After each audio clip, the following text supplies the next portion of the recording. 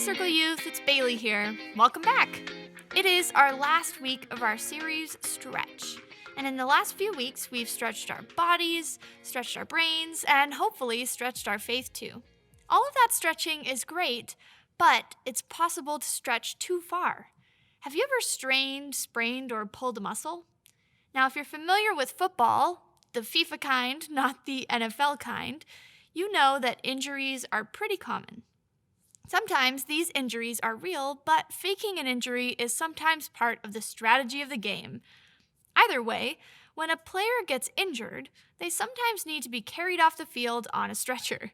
Unfortunately, the stretcher experience can sometimes be more painful than the original injury. Take a look at this. Every time you two are getting rough, my mind just sounds like Shia LaBeouf. It says no, no, no, no, no, just no, no, no, no, no. And every time I see him with you, my heart sounds like Shia LaBeouf too. No, no, no, no, no, no, no, no, no, no, no, no.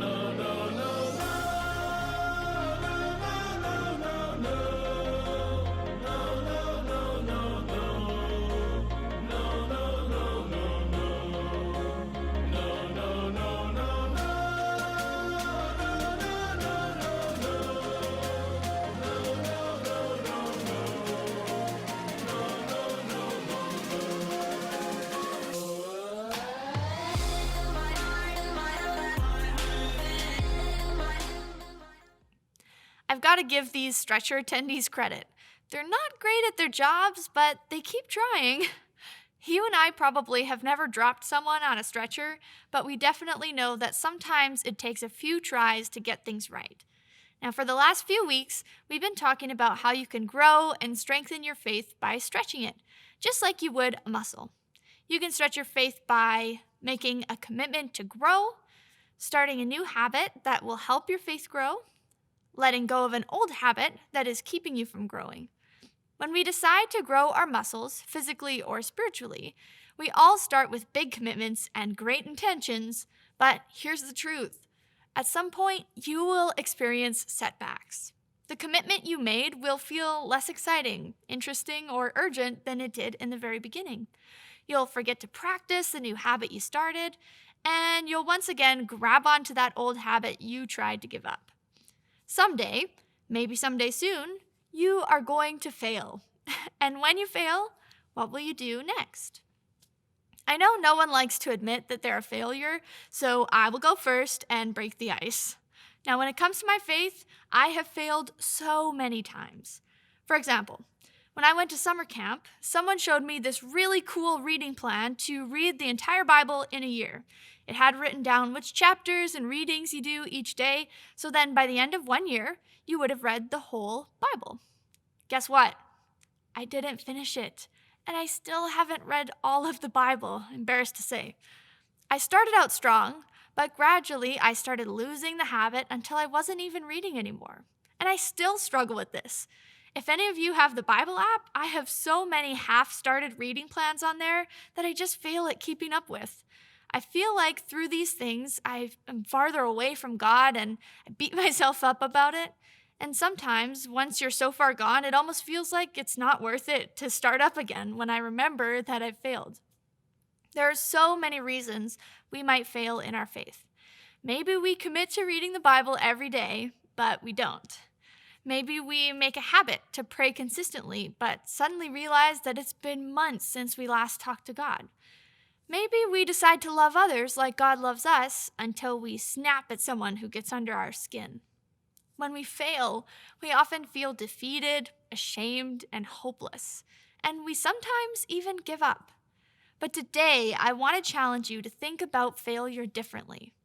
What if failure isn't something to fear or be ashamed of? What if failure can actually help our faith to grow? What if failure is just part of the stretch? Paul, one of the most influential leaders in the history of the church, and whose letter to the Romans we've been reading, also understood failure well. Now, buckle in. There's a lot of do's and do nots in this, but I'm going to read it as best I can. I don't understand what I do. I don't do what I want to do. Instead, I do what I hate to do. I do what I don't want to do. So I agree that the law is good. As it is, I am no longer the one who does these things. It's sin living in me that does them. I know there is nothing good in my desires being controlled by sin. I want to do what is good, but I can't. I don't do the good things I want to do. I keep on doing the evil things I don't want to do. I do what I don't want to do. But I am not really the one who is doing it. It is sin living in me that does it. That's a lot of do's. Even Paul, the great church leader and the super Christian, said that he struggled. He didn't understand why he did what he did. He wanted to do the right thing, but he just couldn't seem to do it sometimes. He often did things he hated and couldn't stop. He was always at war between good and evil. And sometimes he felt hopeless, but he trusted that God would always rescue him. And when I read Paul's words, I see that there are two reasons he often failed, and they're often the same two reasons that you and I fail. First, we failed to stop. We try to stop doing what we know we shouldn't do, but we keep failing. Or we failed to start. We try to start doing things we know that we should, but we keep failing at that too. Not only did Paul fail when it came to sin, but there was also times when Paul felt overwhelmed, weak, and powerless. But rather than being frustrated or angry about his weaknesses, Paul found a way to delight or find pleasure in those weaknesses. How? Paul understood that his failures and struggles weren't liabilities. They could actually bring him closer to Jesus. When Paul looked at his weaknesses, he saw opportunities for his faith to stretch and grow stronger. You might be excited now about stretching your faith and growing closer to Jesus, but at some point, you're going to feel like a failure. I've been there. You're going to make mistakes. You'll doubt. You're going to ask questions. You might lose passion and focus. But when you do, remember that God's not surprised by your failure. Your failure is just a part of the stretch. It's going to happen, but it doesn't have to be the end of your story. When you fail, and you will, you'll have two choices. You can let shame, frustration, and hopelessness prevent you from trying again, or you can let God use your failure to stretch you and make your faith grow stronger. Next time you fail, whether it's next week or in the next 5 minutes, I hope you choose to keep moving forward and to keep stretching, because you can stretch your faith even when you fail. So, what do we do when we hit the brick wall that is failure? How do we turn our weaknesses, sinfulness, or shame into growth? This is the image I hope you remember when you think about failure. Jonathan Brownlee has lost it now and has staggered to a stop at the side of the course, and Alistair's stopped to help him along. And Alistair is going to try and carry his brother home. Unbelievable scenes. Unbelievable scenes in Cozumel. The Brownlee brothers arm in arm, but it's not by way of celebration. The brothers are coming home arm in arm to finish in second and third, but Johnny can hardly stand, and Alistair is having to drag him across the line and pushing him home for second. Johnny finishes in second. Goodness me, what an incredible conclusion here in Cozumel. I've never seen anything like that anywhere in world sport. Keep that image in your mind as I give you 3 pieces of advice about how to turn a failure into a stretch. Before you fail, get a community. Do it now, before you're stumbling.